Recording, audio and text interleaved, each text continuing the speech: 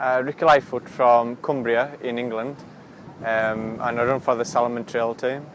This year, I don't know really. There's been a few. I've just enjoyed running again, injury free. But obviously, the World Trail Championships in Wales was one of them. You know, it was a good race to win. It wasn't one of my fortes, I would say either. So that made it even sweeter, to be honest. Yeah, it was just, you know, it's hard to explain, but the World Trail Champs it was one of those days where everything goes right. I was ill the day before, which wasn't great, but you know, I made a recovery and I got plenty of sleep and plenty of food into this that day, and then come out the next day and you know I felt good, and I was getting the gels down well as well. Drinking plenty, I think that helps a lot, and yeah, it just everything went right on the day. It did also help that I had a great support crew from the Great Britain Athletics team, they were second to none on the day. So I've got to give them some credit as well. We're currently on the south coast of Africa, just near a place called George. We've come to run the Otter Trail. So it's a trail what's only open to runners for this specific race. Any other time you're only allowed to hike it over 5 days. So feels pretty special to be here and out on the coastline. I've looked on the past results and you know I've read some of the reports of the pre-race previews, and it's hard to tell because I haven't raced down here, but you know it seems a really competitive field. There's a lot of really good runners by the sounds of things, a lot of good local athletes. But yeah, I'm just looking forward to getting out and you know being competitive and having a go at the Otter. It's apart from being on the sand on the beach, the rest of it isn't too, you know, it's pretty similar. There's a lot of tree roots, rocks, steps, but yeah, it's a technical course by the sounds of things. So, but it's great running back along the coastline. I didn't enjoy running on the sand though. Recovering from injury, I think I've learned a lot over the last few years because I've had Achilles problems and ITB problems.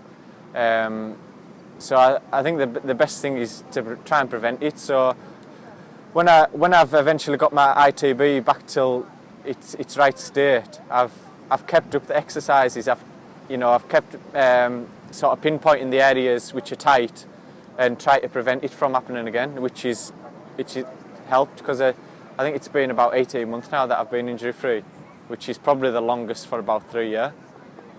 So yeah, and I use the physio regular as well, at least once a month, if not twice a month. So, but that is definitely something you should use, I think.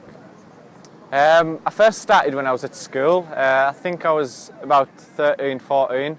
The then site manager of the school, he used to take groups out running, and he asked us if I wanted to go, and I jumped at the chance. And from then on, I've run ever since. You know, he took us to my first race, and I run with him now. He's one of my best friends. So yeah, a guy called Brian Taylor.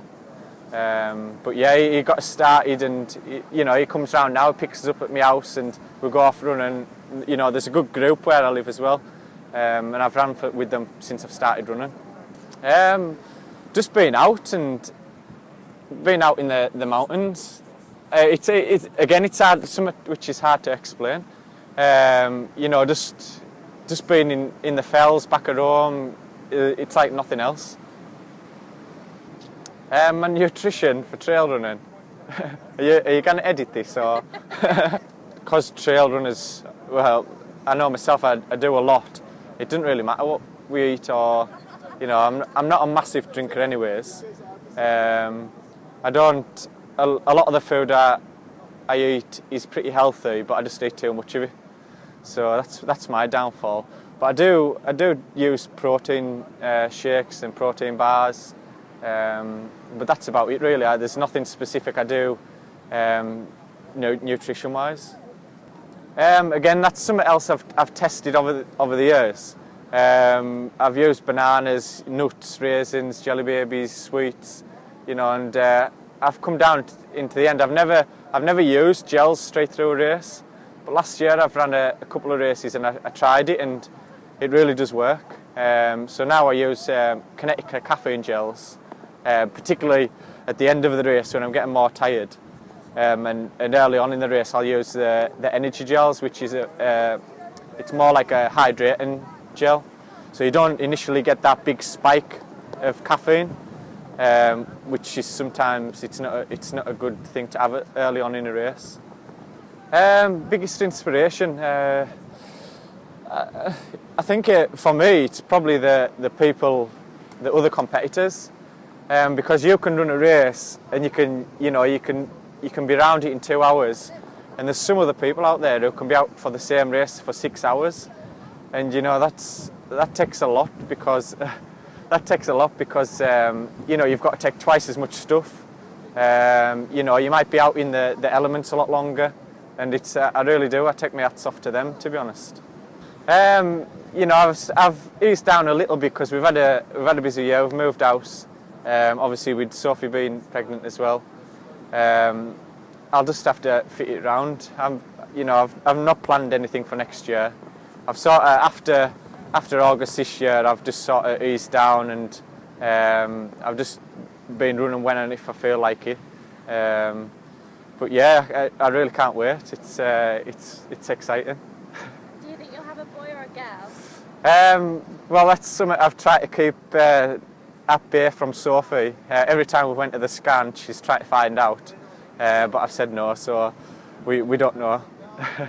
These last 9 months have really, they've flown by, but they felt so long at the same time. So I just can't wait for the next few weeks to come, and the day I'll be here. If I wasn't a trail runner, I think I'd still be doing something sporty. I've always liked to try and do a triathlon, but it's finding the time to do it around your trail running, because there's so many races throughout the year. So yeah, maybe one year I'll give it a go. It went really well. I enjoyed it. It's a beautiful trail. I wasn't expecting so much technical single track running, but yeah, I really enjoyed it. I try to look up as much as possible. It's a beautiful coastline.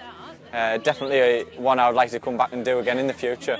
There was a spot where we ran across the sand, and there was the sign for it was G spot. That was beautiful, that little bit. You know, it was amazing, but there was loads of points along the route. What was a great view. So I try to, like I say, I'd try to look about and view as much as I could, because I'm not going to get a chance to run it again. I had a bit of downtime in August and September, so I didn't really do too much training. But yeah, I mean, if you were going to train for it, you need to do a lot of sort of technical running. It's probably 95% technical running. There's so much rough, rocky steps and steep climbs and descents. 4:15.